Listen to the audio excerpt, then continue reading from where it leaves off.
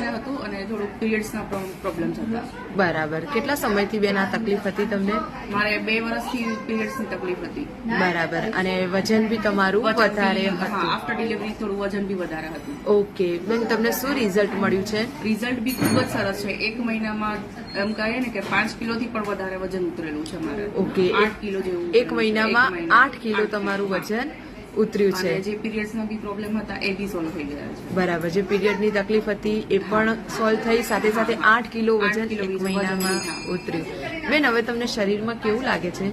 શરીરમાં ખૂબ જ સ્ફૂર્તિ અને એમ કહે કે હળવાવું એવું સરસ સારું એવું ફીલ થાય છે અત્યારે. બેન, તમને આ વજન વધારે હતું અને પીરિયડની જે તકલીફ હતી એના લીધે તમને પહેલા શું શું તકલીફો પડતી હતી? પહેલા ઘણી તકલીફ પડતી, થાક લાગે, પછી ગરમી ને થોડુંક વધારે એવું થતું હતું.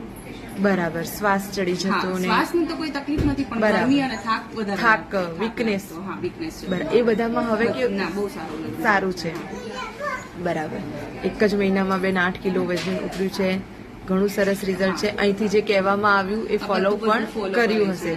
તમે કેટલા દિવસ વચ્ચે દવા બંધ કરી બેન? વચ્ચે મેં 15 દિવસ બંધ કરેલી છે. બરાબર. છતાં 1 મહિનો લીધો, 15 દિવસ બંધ કર્યું, ફરીથી લેવા આવ્યા. વેઇટ બધું સ્ટેબલ છે, કોઈ જેમાં ચેન્જ નહીં કે વધારે કે એવું કંઈ. 15 દિવસ જે દવા બંધ કરી પણ તમારું વજન વધ્યું વધ્યું નહીં. નહીં. 8 કિલો ઉતર્યું હતું તો એટલું ને એટલું